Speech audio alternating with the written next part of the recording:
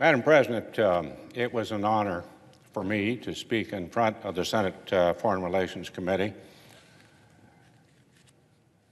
this month in support of my Kansas friend and colleague, Mike Pompeo, the President's nominee for Secretary of State.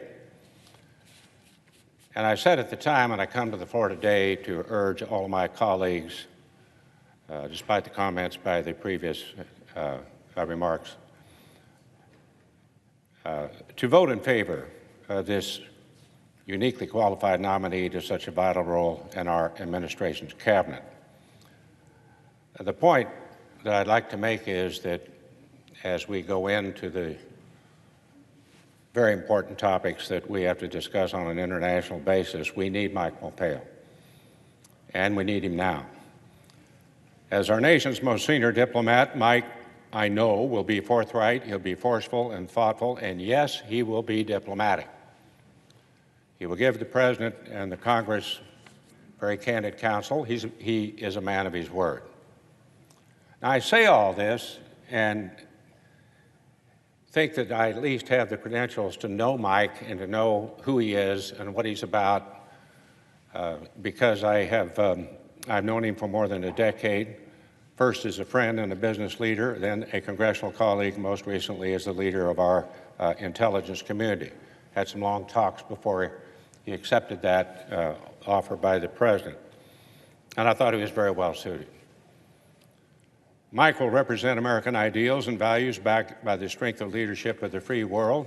Yes, the free world and the allies that has been referred to by my colleagues across the aisle. The point is, whenever there is a void, the world pays a price. That's why we need Mike, and that's why we need him now.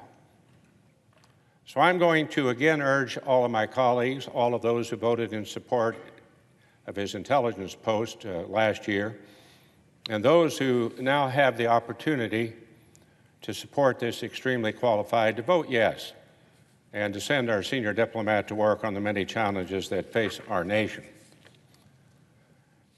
Now, let me talk a little bit about bipartisanship and just what I've stated with regards to my friend and colleague, the minority leader. I have encouraging news.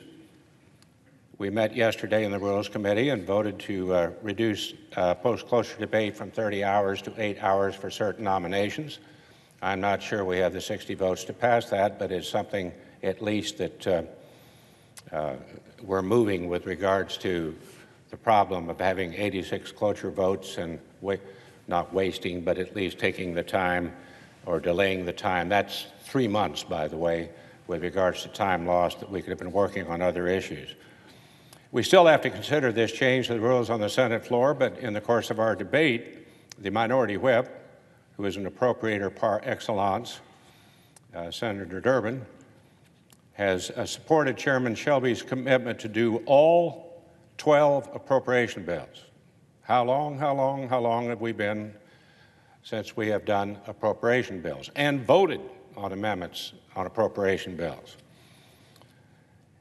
And the leadership has apparently decided to recommend that we actually return to being a Senate voting on these amendments.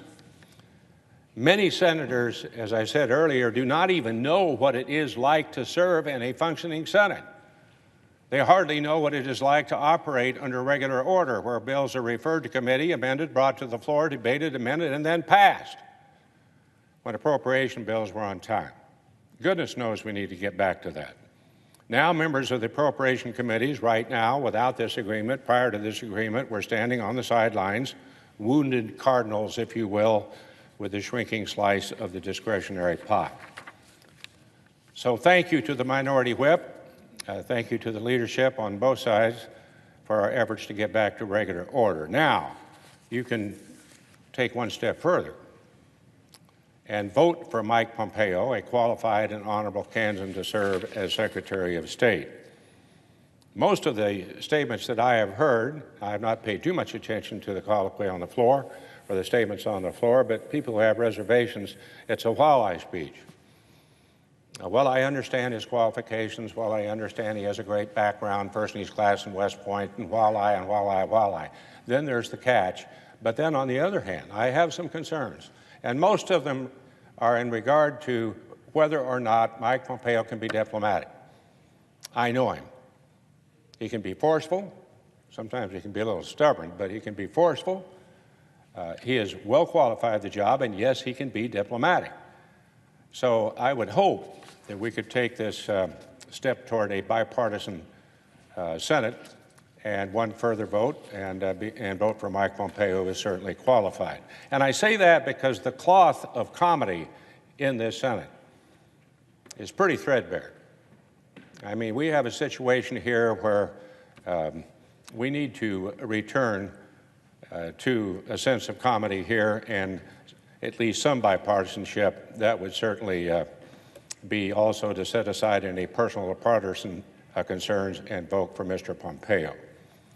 As I said again, we have a void right now. We have a good man to be Secretary of State. I urge my colleagues to vote yes, and let's put a few threads back into the cloth of comedy in the Senate and recommit to being the world's greatest deliberative body. I yield back, Madam President.